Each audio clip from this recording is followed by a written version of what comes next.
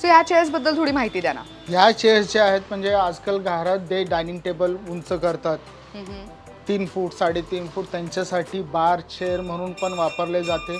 Okay. कुठं म्हणजे दुकानात जागा कमी असेल तिथं काउंटरची हाईट जास्त असेल किंवा ज्वेलरी शॉप इथे सगळ्या वापरल्या जातात. त्याची हाईट वर खाली येते. ओके. आणि हे बार चेअर्स पण अशा ह्या नावाने पण ओळखले जातात. बरं, आणि याची स्टार्टिंग रेंज काय जाते? स्टार्टिंग रेंज जे आहे ते 2600 पासून स्टार्टअप आहे. बरं. मला ना ह्या चेअर्स बद्दल एक गंमत सांगायची. मी खूप घाबरायचे खरं तर अशा चेअर्सवर बसायला, कारण की हँडल नाहीये आणि त्यात ना बसताना ह्याची हाईट बऱ्याचदा अशी वरती असते, त्यामुळे बऱ्याचदा भीती वाटते की बसताना मागे वगैरे गेलो आणि बॅलन्स गेला तर.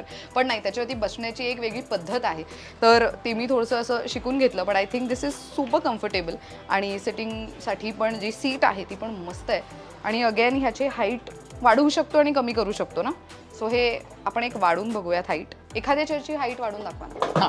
सो हे बघा, ही एवढी वरती जाते. ओ नाईस, मस्त. सो तुम्ही तुमच्या हाईटनुसार तुम्हाला जे समोर टेबल आहे त्याच्या हाईटनुसार तुम्ही ॲडजस्ट करून घेऊ शकता. आणि या चेअरबद्दल त्यांनी मगाशी एक गंमत सांगितली की हे तुम्ही हँडल्स असे वरती करून घेऊ शकता आणि हे पण तुम्ही चेअर तुमच्या घरातही बऱ्यापैकी यूज केले जाऊ शकतात. मस्त.